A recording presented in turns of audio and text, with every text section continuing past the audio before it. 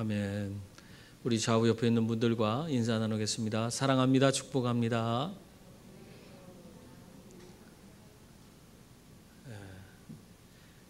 프랑스의 유명한 사상가인 볼테르는 아주 철저한 무신론자였습니다. 이 사람이 참 하나님이 없다는 하나님의 존재를 부인하는 그런 글을 써서 자기가 운영하는 그런 인쇄소가 있었어요. 자기 인쇄소에서 그걸 열심히 찍어서 프랑스 전역에다 그것을 배포했습니다. 이것에 대해서 또 사람들이 참 그것을 굉장히 크게 아주 사람들이 그 이야기에 대해서 공감하고 환영하는 그런 모습을 보였어요. 하나님 없다는 데에서 사람들이 이렇게 환호를 하는 겁니다. 그러자 이 볼테르가요, 그때 아주 자신만만해서 호언장담을 했습니다. 뭐였냐면 100년 후에는 지구상에서 하나님 존재를 믿는 미신가들은 아마 완전히 사라지게 될 것이다. 그렇게 얘기를 했어요. 100년 후에는. 그리고 나같이 만약에 하나님이 존재한다면 나같이 하나님을 없다고 이렇게 주장하고 하나님을 무시하는 이렇게 무례한 사람을 가만히 두겠느냐? 하나님이 안 계시기 때문에 그런 것이다. 뭐 이렇게 이야기를 했습니다. 그러나 사실 시간에 대해서 결국 볼테르가 죽게 됐을 때 어떤 모습을 보였는지 아세요? 죽게 돼서 이제는 더 이상 손 쓸 방법이 없으니까 그때 의사들을 붙들고 나 조금만 더 살게 해달라고, 6개월만 더 살게 해달라고, 내가 무엇이든지 줄 테니까 6개월만 더 살게 해달라고 막 애걸복걸을 했어요. 여러분, 사람의 생명을 뭐 의사라고 해서 마음대로 죽고 사는 문제를 막 마음대로 할 수 있습니까? 안 되는 거잖아요. 이 생명을 연장시켜달라고 아무리 자기의 모든 걸 다 주겠다고 그렇게 했지만 되지 않았어요. 그러니까 결국에 자기가 이제는 더 이상 뭐 소망이 없다는 것을 알고 이 볼테르가 마지막 순간에 이렇게 고백을 했습니다. 이제 나는 지옥불에 들어가는구나 하면서 죽었다고 그래요. 여러분, 이 볼테르가 세상을 떠난 지 200년이 지금 지났습니다. 240여 년이 지났죠. 이 240여 년이 지났는데 볼테르가 뭐라 그랬어요? 100년 후에는 하나님을 믿는 존재가 이 미신가들, 미신적으로 이게 하나님을 믿는 이런 사람들은 다 없어질 것이라고 했는데 현실은 어떻습니까? 지금 이 세상에 예수 그리스도를 믿는 사람들은 21억 명이 됩니다. 세계 인구의 3분의 1이 되는 겁니다. 어마어마한 숫자가 예수를 믿고 있어요. 30% 이상이 예수를 믿고 있는 것입니다.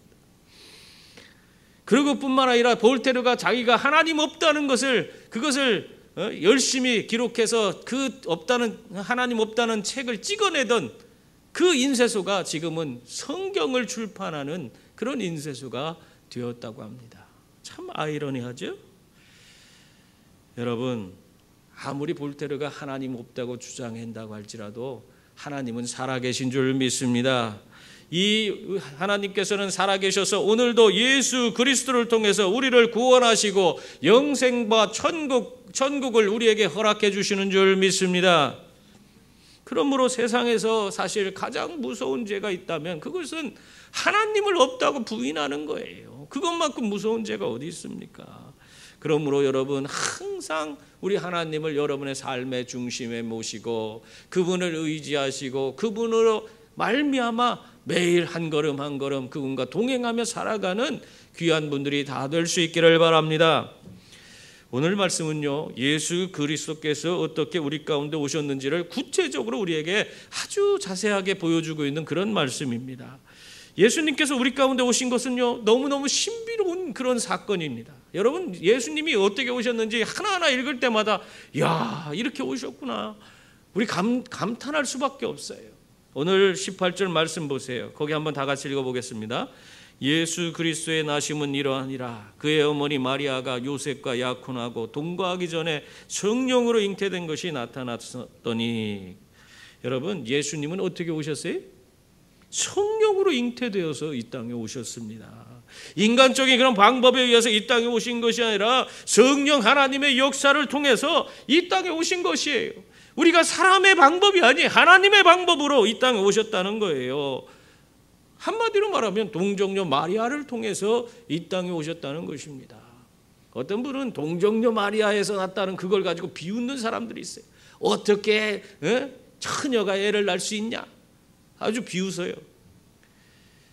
여러분, 요즘에 의학 기술이 많이 발달해서 불임 부부들을 위해서 여러 가지 클리닉들이 많이 생겼죠. 그리고 시험관 아기 시술을 합니다.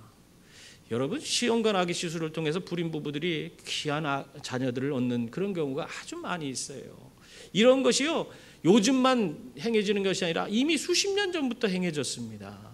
최근에 이 의술이 얼마나 발달했는지 이거는 기본이고요. 이런 정도는 기본이고, 이제는 체세포를 통해서 그 대상과 동일한 그런 어떤 다른 동물이든지 무엇이든지 복제를 해낼 수 있는 그런 수준이 되었다고 그래요. 체세포, 여기 있는 세포 하나만 가지고 남성, 여성이 중요하잖아요. 암컷이냐 수컷이냐, 이것이 뭐 암컷이 있고 수컷이 있고 그래야지만 되는 그런 세상이 아니라는 거예요. 어쨌든 어떤 대상에 체세포 하나만 있어도 그것을 가지고 그 대상과 동일한 그런 동물이든지 식물이든지 복제해낼 수 있는 세상이 되었다는 것입니다. 여러분, 심지어는 요즘에는요, 이 체세포 복제를 통해서 배아줄기세포를 복제해서 어떻게 해요? 우리 몸에 꼭 필요한 그런 장기를 만들어내는 그런 일까지도 가능하다고 그래요. 너무 놀라운 일이 아닙니까? 사람도요, 이렇게 과학의 발전을 통해서, 이 과학이라는 그런 분야를 통해서 이렇게 생명 있는 존재를 만들어낼 수 있습니다. 아무것도 없는데 체세포 하나를, 한 조각을 가지고도 얼마든지 만들어낼 수 있는 그런 세상이 되어버린 것입니다. 그런데 하나님은 어떠하시겠습니까? 사람도 할 수 있는 일 하나님이 못 하시겠습니까? 여러분 생각해 보세요. 예전에는, 과거에는 우리가 이런 기술, 체세포 복제 기술 이런 것들을 우리가 알지 못했기 때문에 그때는 그럴 수가 있느냐 이런 얘기를 할 수 있는 거지만은, 오늘날에는 사람조차도 지금 이 사람을 복제하지 않는 이유가 뭡니까? 윤리적인 문제 때문에 사람을 복제하지 않는 거예요. 그렇지, 사람도 복제할 수 있는 세상이 된 거예요. 사람이 사람을 복제할 수 있어요. 우리 체세포 하나만 가지고도 나랑 동일한 사람을 만들어낼 수 있는 그런 세상이 됐습니다. 그런데 하물며 하나님께서 처녀의 몸에 아기를 잉태시키고 그 아기가 태어날 수 있도록 그렇게 만들지 못하겠습니까? 이 동정녀 마리아를 통해서 예수님이 이 땅에 오셨다. 이것을 가지고 아직도 이렇게 저렇게 이야기하는 사람들이 있다면 참 어리석은 그런 사람들이에요. 이미 그 수준을 우린 벗어났습니다. 사람의 손에서도 가능한 거예요. 하나님은 사람보다도 능력이 많으신 분이신 줄 믿습니다. 하나님은 전지전능하신 분이시고 천지 만물을 지으신 분이에요. 우리 사람을 무에서 유를 창조하신 그런 하나님이에요. 그 하나님 못하실 일이 없어요.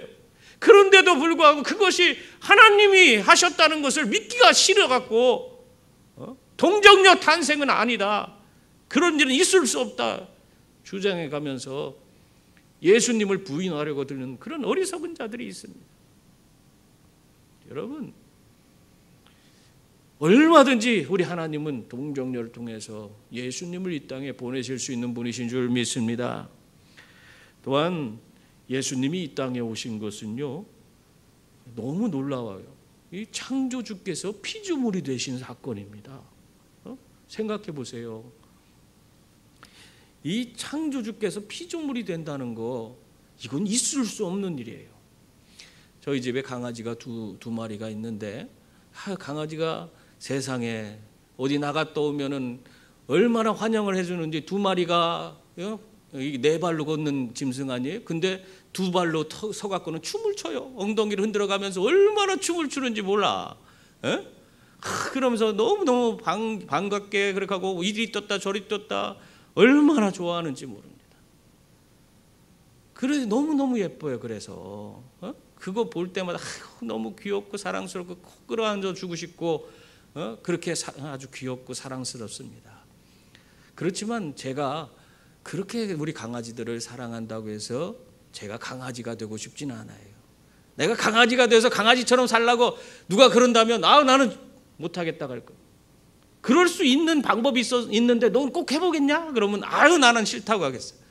강아지가 되고 싶은 사람이 어디 있어요? 마찬가지예요. 하나님께서 창조주신데 창조주께서 지금 피조물이 되시는 것은 똑같아요. 우리가 강아지가 되는 거랑 마찬가지예요. 그게 말이 되는 게 아니에요. 이것은 그런 일이 있어서는 안 되는 거예요. 그렇게 될 수도 없는 건데 하나님께서 친히 그렇게 이 땅에 친히 임하셔서 그 독생자 아들 예수를 보내셔서 인간의 몸으로 태어나게 하시고 이 땅에 모든 사람들을 죄 가운데서 구원해 주셨어요. 그것은 너무너무 그 사람들을 사랑하기 때문에 그런 일을 행하신 거 아니에요? 우리 강아지 사랑해도 우리가 강아지 될 수가 없는데 우리 하나님은 피창조주신데도 불구하고 너무너무 그 대상을 사랑하셔서 친히 그 사랑의 대상인 사람이 되셔갖고 우리 가운데 오신 거예요. 놀라운 일이 아닙니까? 그러니까 예수 그리스도께서 이 땅에 오신 사건은 엄청난 사랑의 표현인 것입니다. 하나님이 우리를 사랑한다는 그 놀라운 사랑을 우리에게 보여준 거예요. 실제로 예수님으로 말미암아 그보다 더 큰 사랑은 없는 거예요.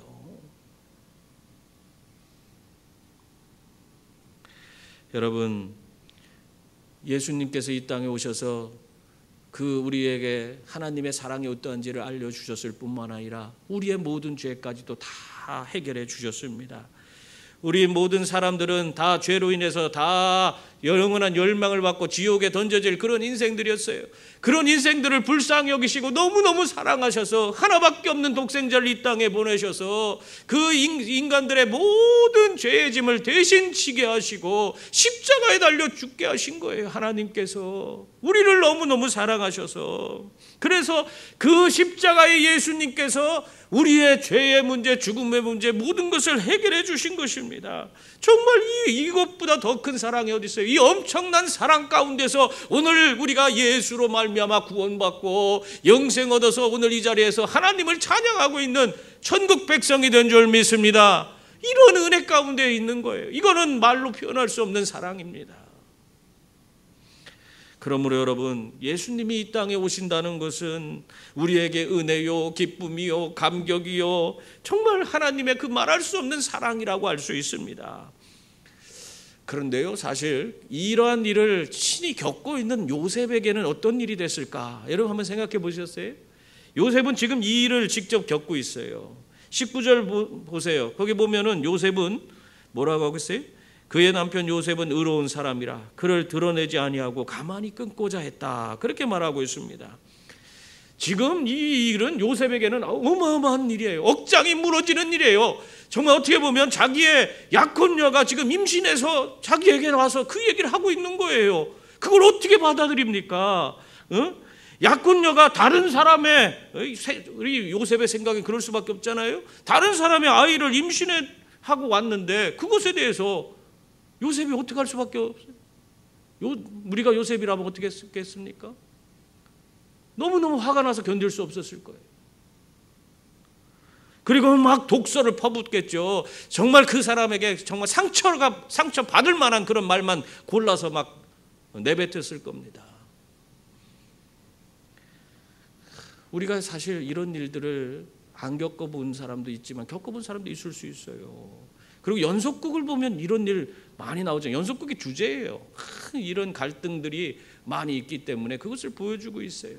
근데 그런 연속극을 보면서도 우리 스스로도 막 그런 일이 있으면 막 속으로 분노하고 우리도 그러지 않습니까? 요셉의 마음이 다르지 않습니다.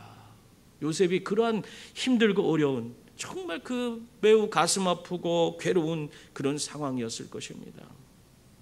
어떻게 보면 믿는 도끼에 발등 찍힌다고 정말 현숙한 여인으로 자기의 정말 사랑스러운 그런 약혼자였는데 이 임신해서 온 이 사실에 대해서 어떻게 받아들일 수가 있겠습니까?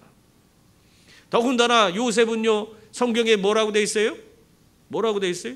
성경에 보면은 의로운 사람이라고 돼 있어요. 의로운 사람이라는 그 표현은 다른 게 아니에요. 하나님 앞에 정직한 사람, 하나님의 말씀, 율법을 지켜서 정말 자기를 항상 겸비하면서 살아가는, 율법을 온전히 지키려고 몸부림치며 사는 그런 사람을 가리키는 거예요. 이렇게 철저하게 하나님 앞에서 자기의 흠없기를 기대하고 열심히 자기를 돌아보고 이렇게 말씀대로 살려고 애를 쓰는 그런 사람이 자기 아내가 율법이 금하고 있는 간음을 저지르고 왔어. 그 받아들여질 수 있어요? 그래서 요셉은 이 마리아를 받아들일 수가 없었던 거예요. 그런데도 오늘 말씀해 보면요, 요셉이 화를 내지 않아요. 요셉이 어떻게 합니까?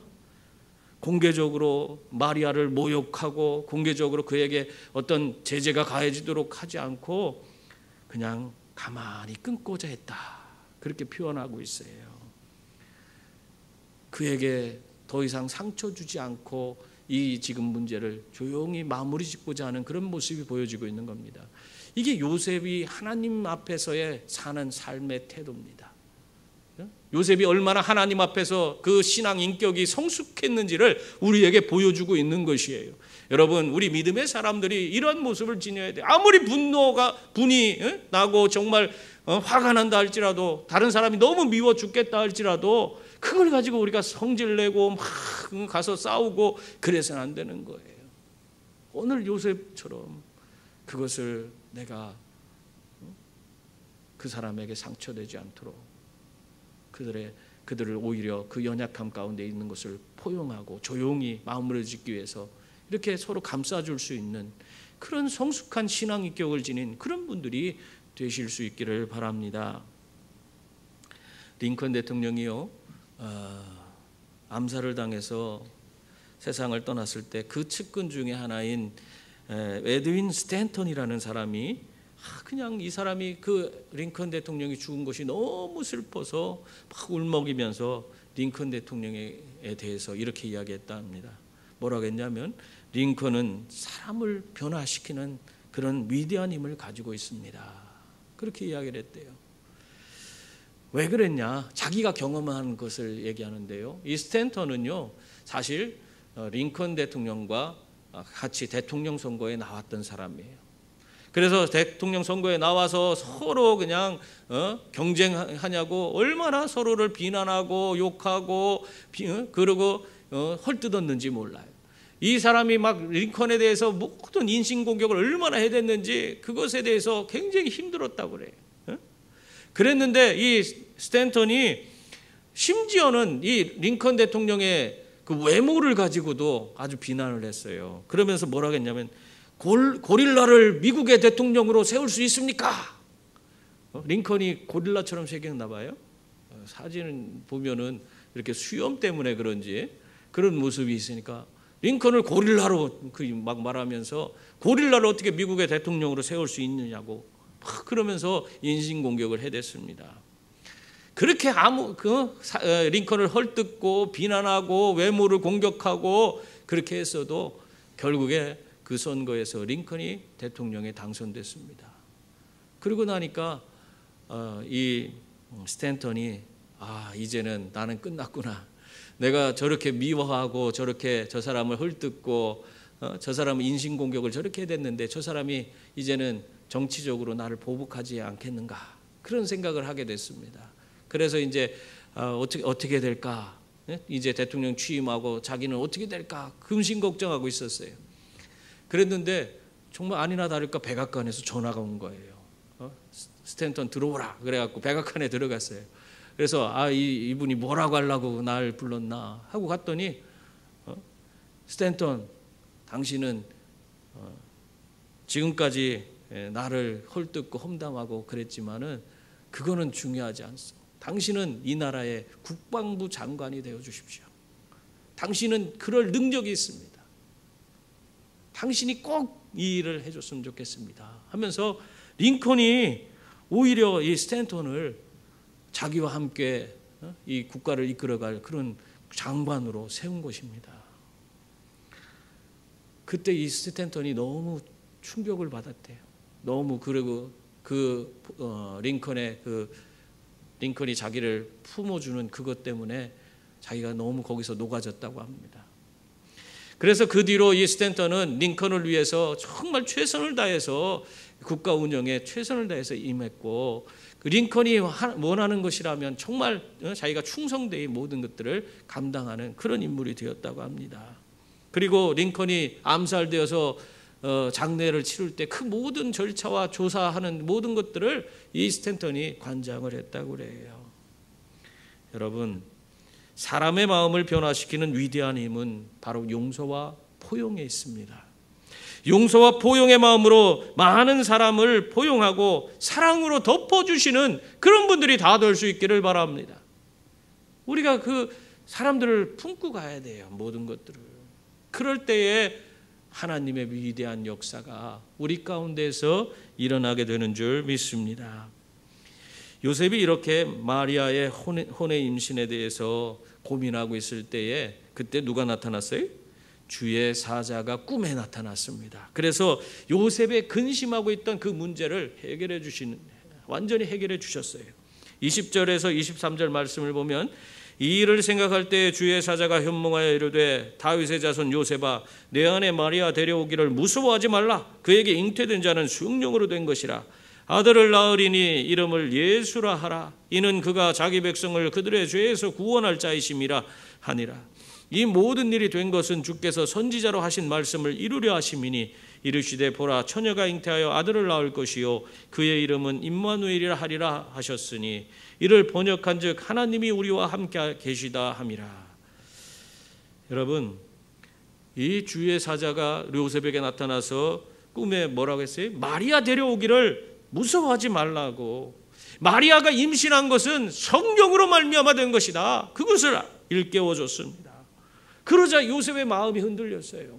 이제까지 마리아가 와서 눈물 짓고, 아무리 자기는 자기가 어떤 외간 남자에 의해서 이렇게 임신한 것이 아니고 하나님께서 나에게 이렇게 허락하신 거라고 아무리 변명해도 요셉이 들어주질 않았어요. 마리아 말을 듣질 않아. 그게 들리겠어요?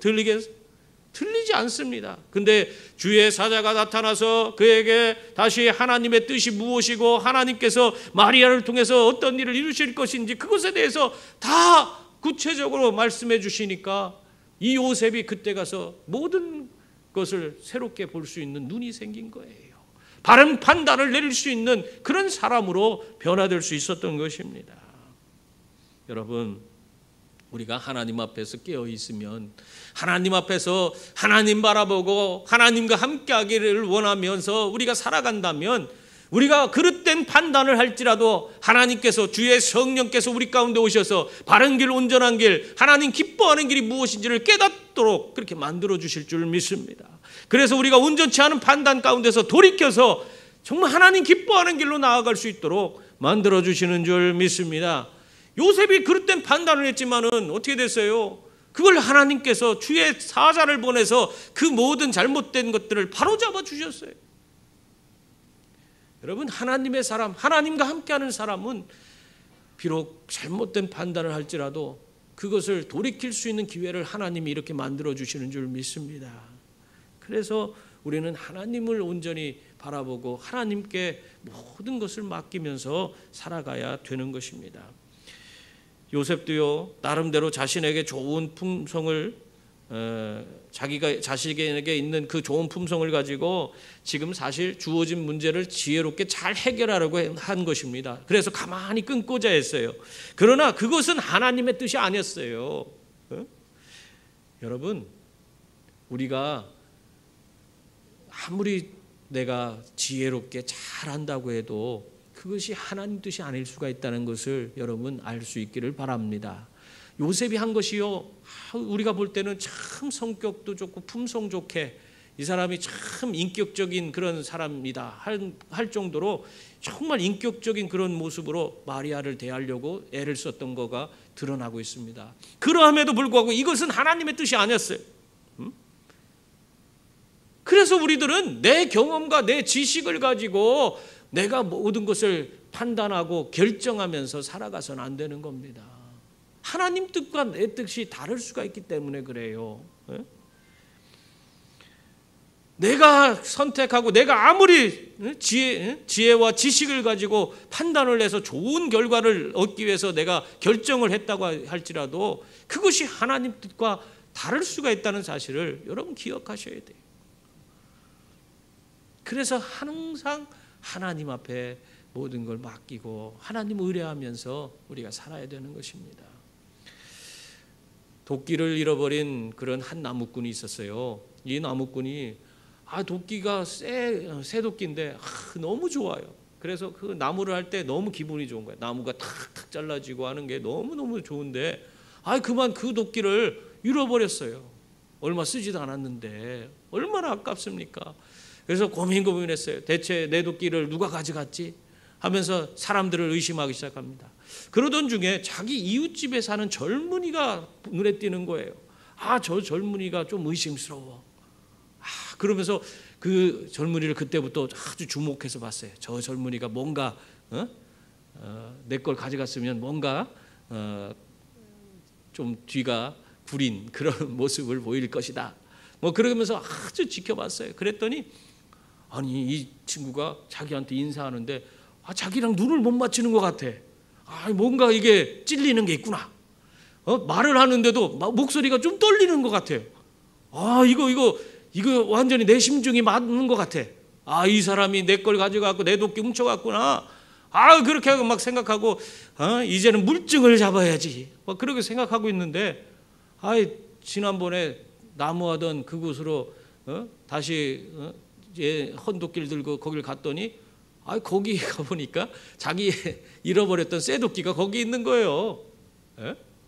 자기는 이웃집 젊은이가 의심스러워서 계속 관심 있게 지켜보면서 그를 막 뚫어지게 쳐다보고 그에게 뭐가 잘못됐는지 막 알아보려고 애를 썼더니 막 자기를 쳐다보지도 못하는 것 같고 막 목소리도 떨리는 것 같고 그래서 이 사람이 내 거 훔쳐갔구나 이렇게 생각하고 있었는데 알고 보니까 자기가 거기다 잃어버리고 자기가 전에 나무하던 곳에다 놓고 와놓고는 자기가 그렇게 생각하고 있었던 거예요.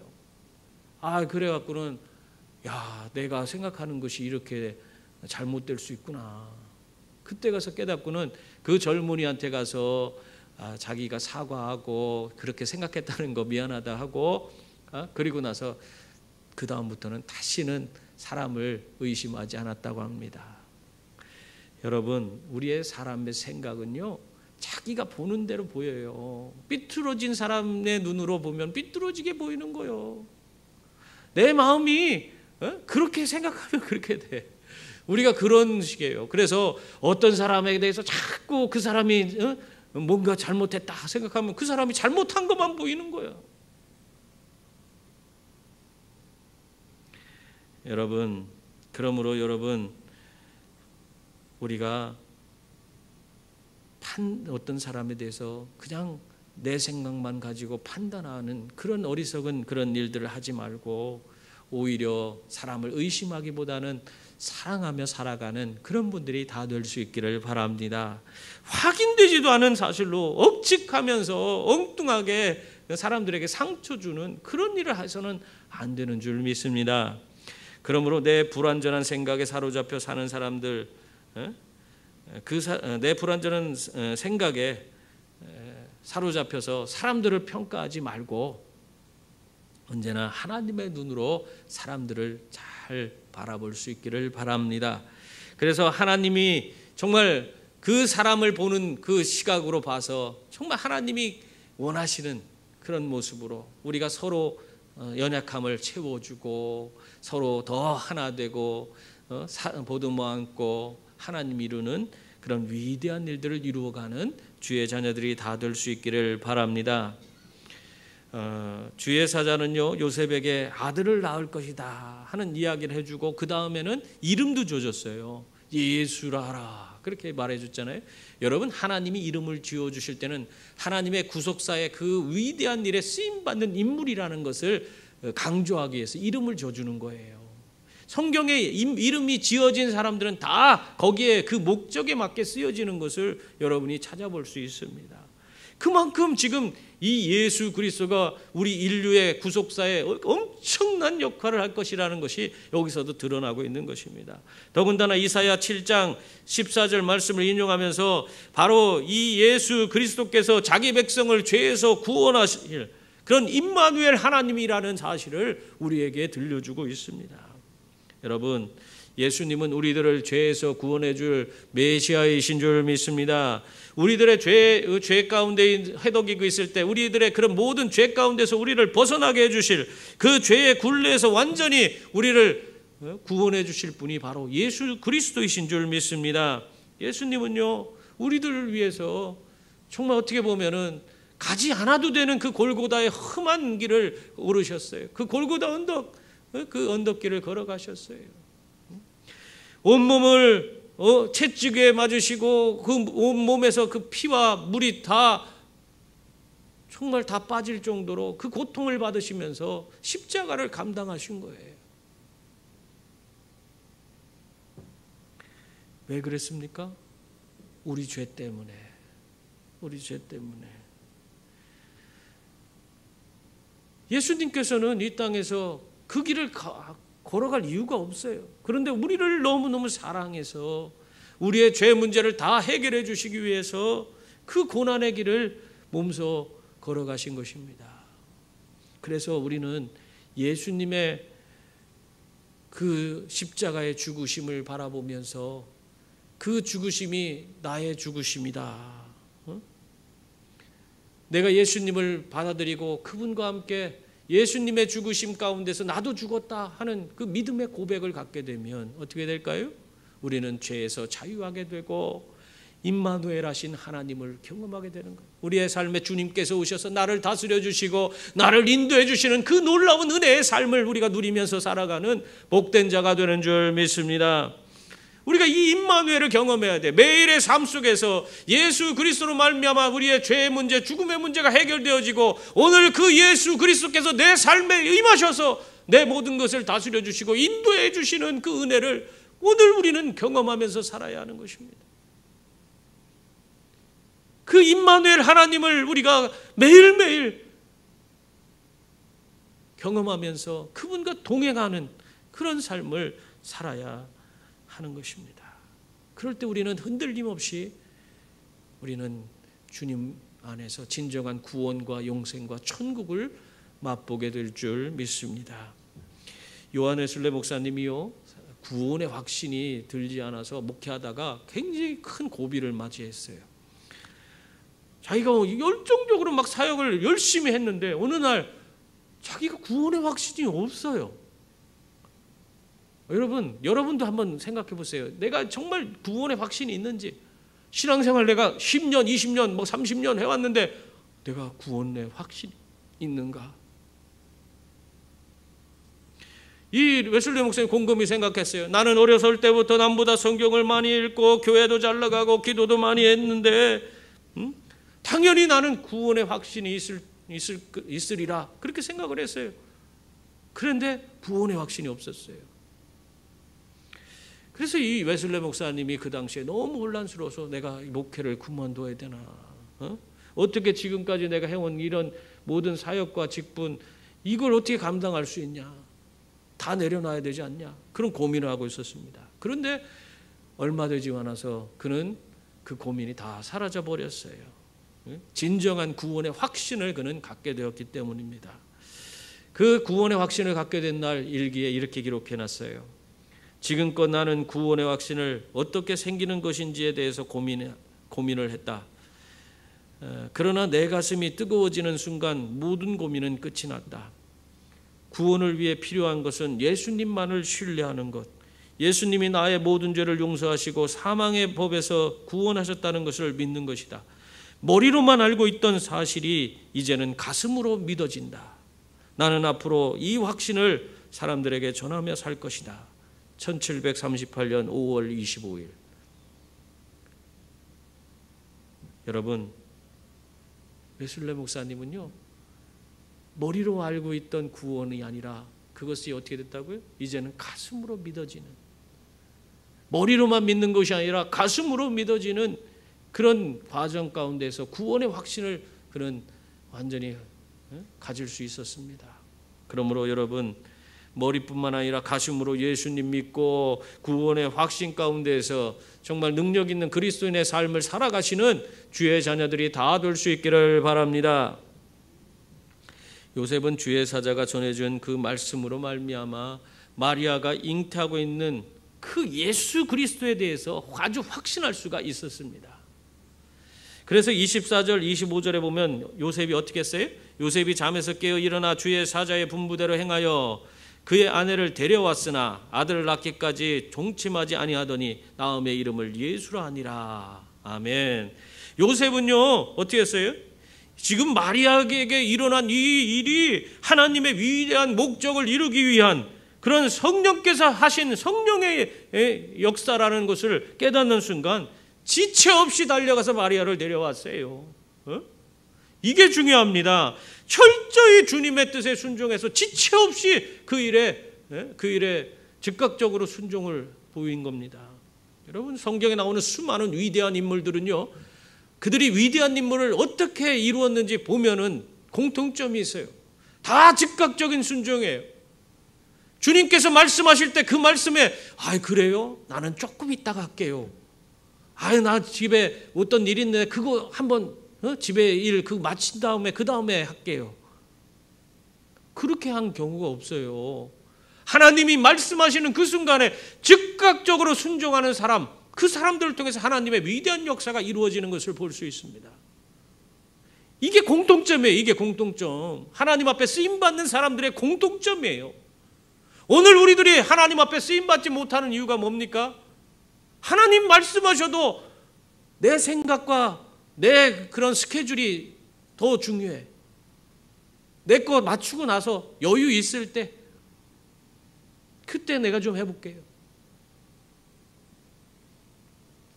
여러분, 하나님의 때가 언제입니까? 여러분에게 하나님 때가 언제예요?